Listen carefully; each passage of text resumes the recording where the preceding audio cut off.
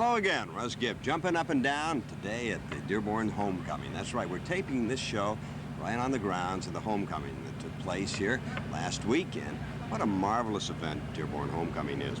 As you know, we've been doing a series on the future of Dearborn, but quite frankly, you don't have a future unless you have a past. And so my guest today is Mr. Al Husse, a gentleman who's lived in Dearborn for over 54 years. That's right, 54 years. So we're going to be talking to Mr. Al Husse a little bit about his reminiscence on our town, Dearborn, Michigan. So hang in there. Well, if you've wondered what I've been jumping up and down about this last few weeks, I guess it was a letter that I got. Well, actually, I didn't get it, but I got a copy of it. It was to the General Manager and Vice President of Group W Cable, Mr. Tom Sherrard. And I'd like to read this letter because it concerns yours truly, Russ Gibb. It says, "Dear Mr. Sherrard, my husband and I are in our 30s and considers ourselves to be or to have an open mind. We appreciate the efforts your local programs are striving for. But, and that's underlined, we just can't tolerate anymore the degrading and annoying, repulsive commercials for the Russ Gibb at Random show. How embarrassing. We had guests over from Grosse Point, and we all were disgusted by what Mr. Gibb considers to be, quote, creative, end quote. If these promotional breaks reflect his show, I will move then happily to change channels. You may discover these feelings are shared by many, underline many, Dearborn residents, and not just us. We suggest Mr. Gibb goes back to the, quote, drawing board, end quote. Signed Mr. and Mrs., and I won't give you their initial, because they didn't sign their name. They just put their initials down, and friends." I get a kick out of that. So I guess that the commercial that we've received the most mail about was one that was done sort of as a project by Mo Turner. You'll recall Mo is a 12-year-old. And Mo, come on in here. I want to find out about that commercial. I'm sure it was the one on the future of Dearborn. Mo, come over here in front of the camera. How are you, Mo? Just great. What? Okay, how old are you, Mo? I'm 12. Yeah. Now tell me about that commercial. That's the one where you say, "I'm the future of Dearborn," right? Yeah. You got come in the mic. You got to be in the mic or we won't get... Oh, no, not that. No, Mo, not that loud. Now, what were you attempting to do? That's the one where you're drinking a bottle of pop, right? Yeah. And you roll over and you're sitting by the side out in the back of Group W, right? Mm-hmm. And there's a lot of newspapers on there. Yeah. Now, what was that all about? Well, I was thinking of the Phoenix when it crashes down and then builds back up again to the sun. You mean the Phoenix bird? Yes. You know, in other words, from the ashes, the youth renews itself and goes up again. Well, where'd you learn about the Phoenix bird? In school. Oh, you learned about the Yeah. Phoenix? Yes, that's a mythical bird. Mm-hmm. And from its ashes, it always rises again, flies, attempts to fly to the sky, and then comes crashing down to earth, and then is reborn. Mm-hmm. So that's what you were really saying. You're the future, right? Mm-hmm.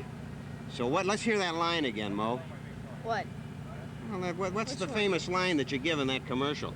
I'm the future Dearborn. And you were kidding me. Get out of here. Whoa, there goes Mo. Don't knock the flag down. Good old Mo Turner. By the way, that young man won about a $300 grant from the Cable Commission to produce his own TV show called Mo TV. And we'll be looking forward to it. A very creative young person. Look, to the people that wrote that letter, I apologize. If that offends you, I'm sorry. But I must tell you that when you write a letter and you have a complaint, you don't have to sign your name and come on down and don't hide. You know, that's always like bushwhacking somebody. And everybody in the media gets it. Every person that I know. I was talking to the editor of the paper. In fact, I was showing around to all the editors, and they say, "What are you worried about, Gibb? Everybody gets those letters." The only time that it really has validity is if you sign your name. You don't have to be ashamed that you disagree. There's nothing wrong with saying, "Hey, Gibb, I don't like that." That's a matter of taste. And everybody has a right to do things like that. So next time you want to take a crack at the old uncle, come on down on the show and say it. Don't hide behind just initials. Now, if I'm offending you, I hope I am, because that's not fair. You were playing quite square when you don't sign your name. Put your name and your address and your phone number, and then your criticism will have more validity. And I think I can speak for everybody in the media. How about that? Well, that's what I've been jumping up and down about this week. Now, enough of this ranting and raving, and let's pay some bills, and then we'll get on with my guest, Mr. Al Husse, and we'll be talking about the past of Dearborn, Michigan, as he remembers it. I'll be back.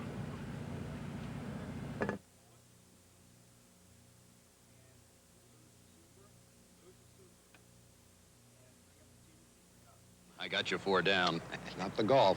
Not the golf. I wish I knew what to do about retirement. I need help. Do what I did, Mike. Talk to IDS. IDS? My IDS representative and you can set up a financial plan to help you reach all of your goals, including retirement. An IDS financial plan. Excellent idea.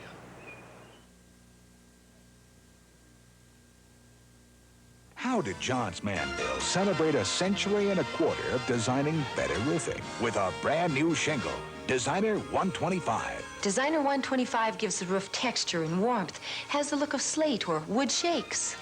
Looks great on any type of home. Class A fire resistance at an affordable price, and a 25-year prorated warranty, too. For a free estimate on installing these quality shingles, call Charing Cross, 882-3100. Meet the Tylers. As soon as they sell their house, a new life begins for them. Trouble is, they didn't list their house with Earl Keim Realty, so it's taking just a little longer than they hoped to get it sold. We could have helped the Tylers, but the Tylers like doing things the hard way. Earl Keim Realty makes selling houses easy. We're not saying they'll ever sell without us. It's only a question of when. Call Earl Keim Realty. Dr. Salama, I'm so uncomfortable with my foot problems. I can't ignore them anymore. What can you do to help me? Foot problems are very common. Did you know that 98 out of 100 people are born with normal feet? But by adulthood, most suffer from foot disorders. It's also a fact that many whole body diseases, such as diabetes and gout, are commonly first detected in the foot. Many of the more common problems that may occur are ingrown toenails, bunions, corns, and calluses, arthritic conditions of a foot and ankle, or even fractures due to trauma or sport-related injuries. Many of these problems can be treated conservatively or surgically right here in a comfortable office environment. Do you accept medical insurance? Yes, I participate with most major health insurance plans like Blue Cross and Blue Shield, Medicare, John Hancock, and the like. For information on a free initial consultation, call Dr. Salama at 274-0990. The Biggie will do it for you. Money market investments. Big E has had one for almost a year. The Fund Beater. And they've improved it. The Biggie will do it for you. Now the new insured Fund Beater is better than ever. Lower minimum deposits, more ways to get at your money, and now FSLIC protection. The Biggie will do it for you. When you need innovative banking services, talk to us. If it's new and better, it's at the Big E. The Biggie will do it for you, too.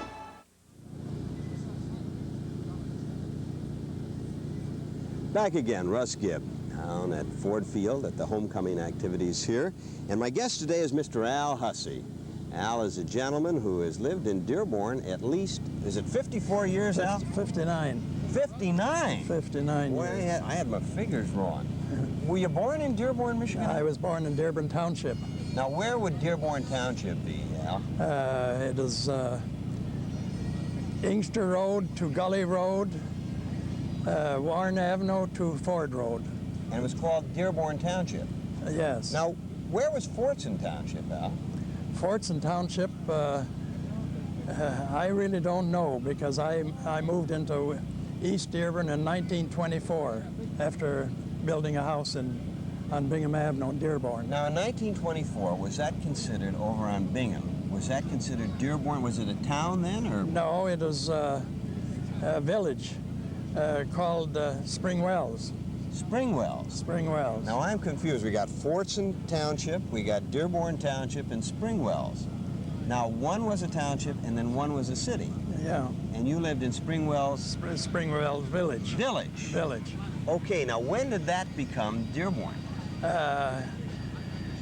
It was changed to Fortson shortly after, and in 1929,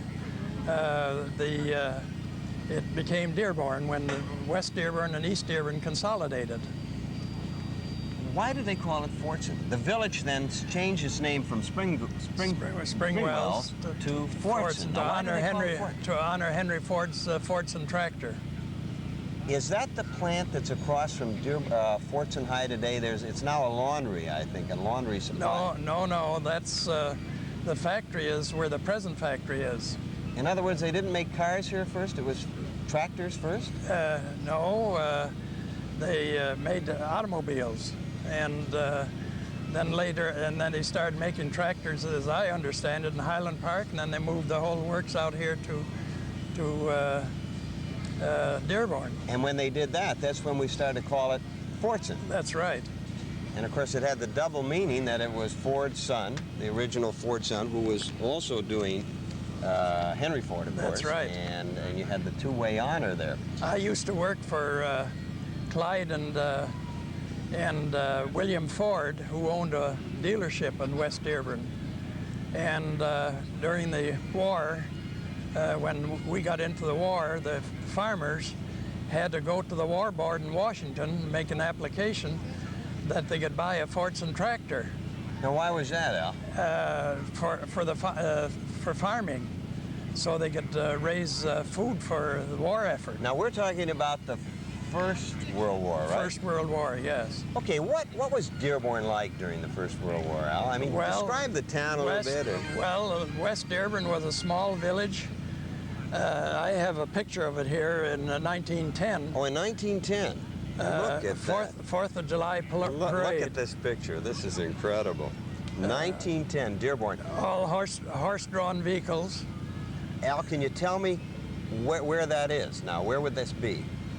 I think it is at the corner of the streetcar depot was, I think, on the corner of Mason and Michigan Avenue. So this would be West Dearborn. West Dearborn, this was yes, taken. yes. And there's a trolley line going up there. That's right. Was that electrified? Electrified, yes. And this was the 4th of July parade in 1910 on Michigan Avenue.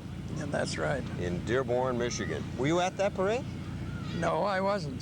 I got the picture later on. Oh, later on. Yeah. I was going to say that would be make you a few years older than you are, wouldn't it? Well, yes, because I was born in 1896. And I'd only been 14 years old at that time. Now. And I lived 5.5 miles from Dearborn at that time, on a farm. On a farm. So you grew up on a farm. On Warren Avenue, yes. Now, tell us what Dearborn looked like as you recall it back then. Well, there was. It is a small community. It had a number of churches and small business, a lot of small business. And on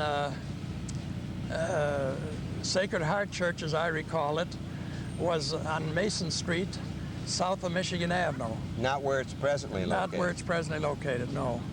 Now, what kind of stores would they have had? Was Michigan Avenue always the main street in Dearborn? Yes, it was. And it is a dirt street at that time. And with horses and everything going on. With horses and everything, yes. Now, in those days, did anybody know who Henry Ford was? I mean, did they ever talk with him? Had he made his reputation yet?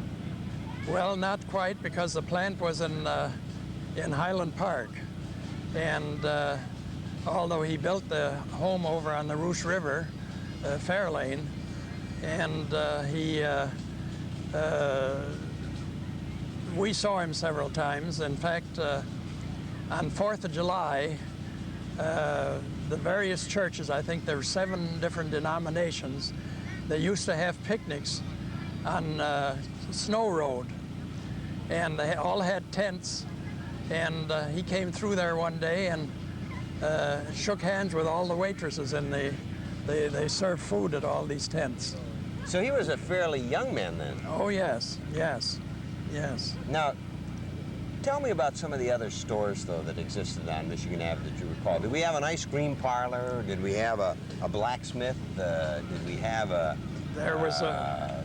sort of like a dime store? There was a blacksmith shop, and I can't recall just where it was. There was a barber shop. I used to get my haircuts. How much did they charge for a haircut back then, Al? I think 50 cents. 50 cents? Yeah. Did that include a shave, too? No, no. You know what they cost today. Yes. I worked for Clyde and William Ford for 18 years. And during that time, when in 1918 I went in the service as a mechanic in an ambulance company. And I was sent over to France, and I had 5 uncles in the German army fighting against us. You're kidding. And I was a mechanic, as I said, and we carried no rifles, so I served 9 months in the Army, and then I was sent back in 1919 and discharged, and I went back to work for Clyde and William Ford. Let me back up just a minute, and I know you have a scrapbook here that I want to get to. Al, what did a car cost back then when you were selling them? I bought a 1917 Ford, $360. $360. Now, what kind of money would a person make? I mean, hourly wage. Is that how they paid you, or did they pay you weekly? I got $60 a week as service manager. Now, that was good pay then. That was good pay, yes. And what kind of... That is 7 days a week. Oh, 7 days a week you had to work? That's right, that's right. What kind of people bought cars? No, I mean 6 days a week. 6 days. Sorry, yeah. They let you have off Sunday. Yeah. Gee, that was generous of them. Yeah. What kind of people bought cars back then? Were they only the professional people? Mostly professional people, yes. And were there a lot of jokes when you were growing up about the horseless carriage? I mean, did kids make fun about it, or did kids get a chance to drive? Well, the kids didn't get a chance to drive because they had no driver's school in the public schools at that time. And when we sold a car, we had to teach the people to drive. And was that a big experience for them to learn how to drive? Oh, yes, yes. Al, how fast would those cars go, those early cars that you were selling? Oh, those Model Ts, I think about 50, 55 was top speed. But where could you drive them? Were there any paved highways back then? No, there weren't. They were all mud. All dirt roads. And when it rained... You just couldn't drive. Did you ever see the situation that's always depicted in cartoons of the horseless carriage being towed by the old farmer with his faithful mules or horses? That's right. Did that actually go on? That's right. That's what happened. And did the kids hoot and holler when they saw that happen? Well, I really don't know whether they did or not, because I wasn't anywheres around there when they pulled anybody out. What schools did you go to, Al? I went to the public school on the corner of Inkster Road and Ford Road. Inkster and Ford. What school would that have been? That was called the Nankin Dearborn Fractional Township School. Well, what a title for a school. How many kids would attend it with you? I think we had about 40 or 50 and had an Irish teacher. One teacher for all grades? One teacher for all grades, yeah. Did it work? Oh, yes. Were they tough back then? Well, you get a slap on the hand every once in a while with a ruler. And if you told your dad that you got smacked, what did he do when you got home? I got another whipping. You know, I've heard that story all the time, so I guess it must be true. I guess that one must really happen. Yeah, I got another whipping. Well, then comes the war, the World War I, and what happened to Al? I was trained to repair these Fordson tractors that the farmers purchased. Mm-hmm. And so I had a William and Clyde Ford. William Ford, by the way, was Henry Ford's brother. Okay. And William and Henry Ford signed a, an exemption for me for 6 months. And so we could train another man to repair the tractors. And then after 6 months, I enlisted in the American Army, and I was did my training and drilling on Ferry Field in Ann Arbor. Up in Ann Arbor, it's still there. And I lived in Waterman Gymnasium, 800 of us. When that went down, that war, every young man showed patriotism. That was in the days when America could get it together. And everybody said, listen, if we're going into a war, we're going in it to win it. The college students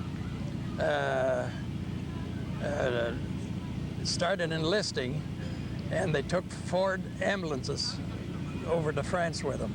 And we all had Ford ambulances. Now, how long did it take to cross the Atlantic in those days? 13 days. 13 days on the Atlantic Ocean? Whew. Did they have seasick pills going then? No, I don't think so. Do you recall the voyage? Yes, I sure do. I spent 3 days on the Atlantic one time, and that was enough for me, I'll tell you. I think I could handle it. Well, when I went over, I volunteered for KP duty in the mess hall so that I wouldn't get seasick, because the rest of them were all getting seasick because we had some rough seas. If you worked in the mess hall, how well, it was in the center of the ship. And was that it? Yes. So you didn't have the movement That's in right. the center of the ship. And now, go ahead, Al. When we were 2 days out of England, a man died on the rear of the ship from spinal meningitis, and they buried him at sea. And I lived on I was on the front part of the ship, and we were quarantined. We couldn't go past the middle, that is on deck. So they tried to keep that disease down. Yeah, that's right. Back then. Yeah. Your scrapbook here, Al. Could you share that with us? Look at this. Let me pick this up, Al. I want to show this. Maybe you can point out what these various things are here. Well, this is some French money that I used in France in 1918 and 1919, and there's my GI dog tags. Those are the actual tags? That's the actual tags, yes. And were they called dog tags back then? That's what they called them, yes. I wonder how they got that name. I really don't know. That's, of course, what you put on dogs today. And this is an iron cross that I picked up in France, that the Germans were honored with when they did something exceptional, the German soldiers. They gave the Iron Cross. They gave the Iron Cross.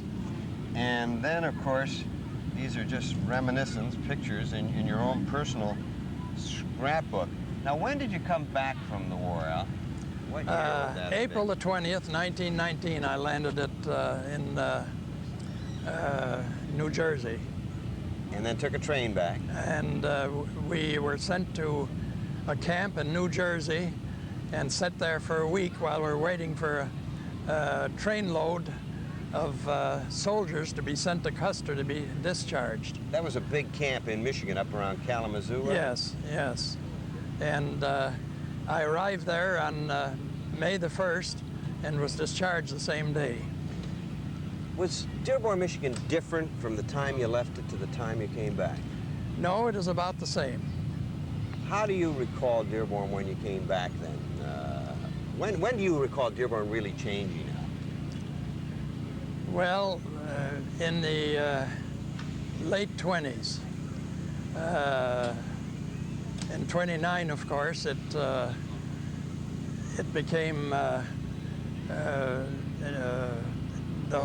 Fortune and Dearborn consolidated, and Clyde Ford, who I used to work for in the garage, became mayor. The first mayor yes, of the original Dearborn. Of the original Dearborn, yeah.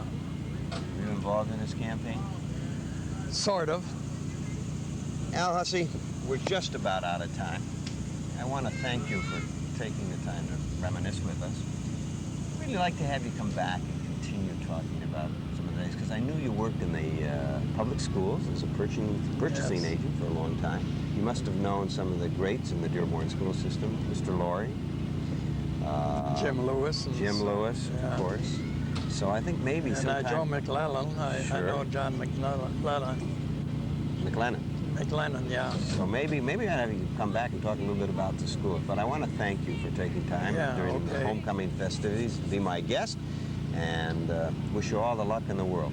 Okay. And next year we'll see you back here and jumping up and down too. Yeah. Okay. Thank you. Mr. Al Husse, my guest, reminiscing on the past of Dearborn as we go into the future. Look, let's pay some bills, and I'll be back right after these announcements.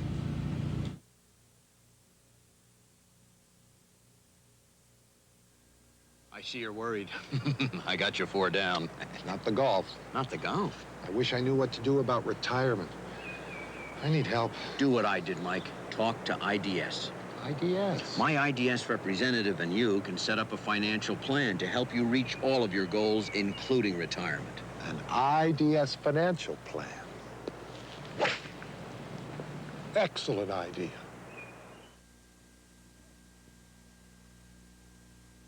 How did Johns Manville celebrate a century and a quarter of designing better roofing with a brand new shingle, Designer 125? Designer 125 gives the roof texture and warmth, has the look of slate or wood shakes. Looks great on any type of home. Class A fire resistance at an affordable price, and a 25-year prorated warranty, too. For a free estimate on installing these quality shingles, call Charing Cross, 882-3100. Meet the Tylers. As soon as they sell their house, a new life begins for them. Trouble is, they didn't list their house with Earl Keim Realty, so it's taking just a little longer than they hoped to get it sold. We could have helped the Tylers, but the Tylers like doing things the hard way. Earl Keim Realty makes selling houses easy. We're not saying they'll ever sell without us. It's only a question of when. Call Earl Keim Realty. Dr. Salama, I'm so uncomfortable with my foot problems. I can't ignore them anymore.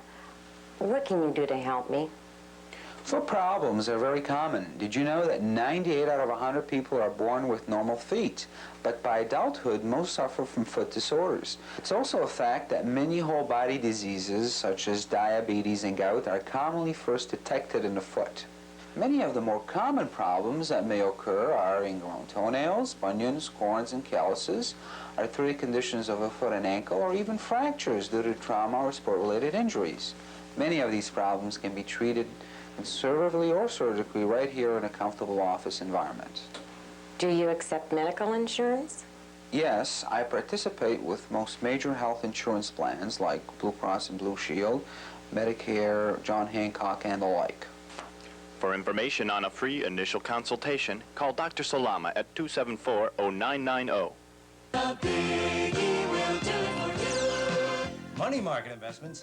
Big E has had one for almost a year. Unbeater. And they've improved it. The Biggie will do it for you. Now the new insured fund beater is better than ever. Lower minimum deposits, more ways to get at your money, and now FSL IC protection. The Biggie will do it for you. When you need innovative banking services, talk to us. If it's new and better, it's at the Big E. The Biggie will do it for you, too. At 1 o'clock, back again. Russ Gibb saying he needs the M1 at 1 o'clock. How about that? Al Husse. You know, Dearborn is rich in many, many ways, and I guess it's the folks in Dearborn that makes it so unique. Every time I talk to folk like Al Husse, I get a feeling of belonging here in this town.